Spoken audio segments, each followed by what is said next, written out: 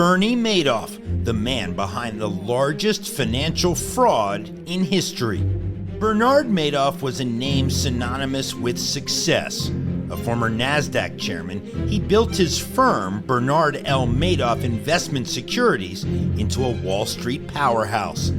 Investors, including celebrities and charities, clamored to get in, lured by promises of steady, high returns, no matter the market's mood. But behind the polished image, Madoff was orchestrating a fraud of unimaginable scale. For decades, he ran what would become the world's largest Ponzi scheme, an operation that would ultimately cost victims an estimated $65 billion. Madoff's scheme was simple, yet devastating. He paid early investors with money from new ones, creating the illusion of legitimate profits. Account statements showed millions in fake trades and phantom profits, but there was no real investment, just a growing mountain of lies. When the reality set in, I was in shock.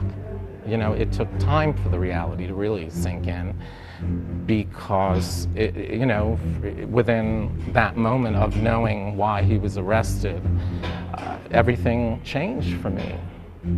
I didn't just have money stolen, I had my whole life stolen, is really the way I would put it. The 2008 financial crisis proved to be Madoff's undoing. As markets crashed, investors rushed to withdraw their funds. The money simply wasn't there.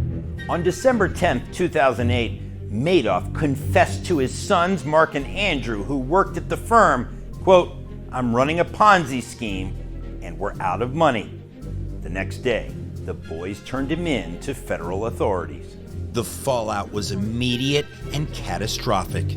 Charities, pension funds, universities, and thousands of individual investors lost billions. On March 12, 2009, Madoff pleaded guilty to 11 federal felonies, including securities fraud, money laundering, and perjury.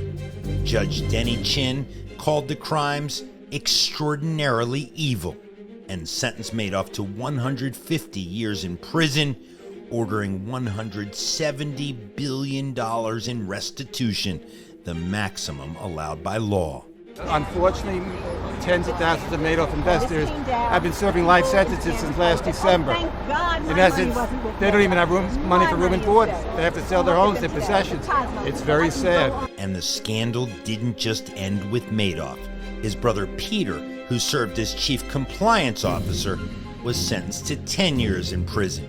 To date, court-appointed trustees have recovered more than $14 billion for victims, just a fraction of the losses.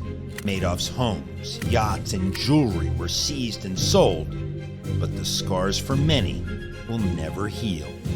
Bernie Madoff died in prison in April of 2021 at the age of 82, leaving behind a legacy of shame and devastation. Jon Leiberman, Scripps News Group.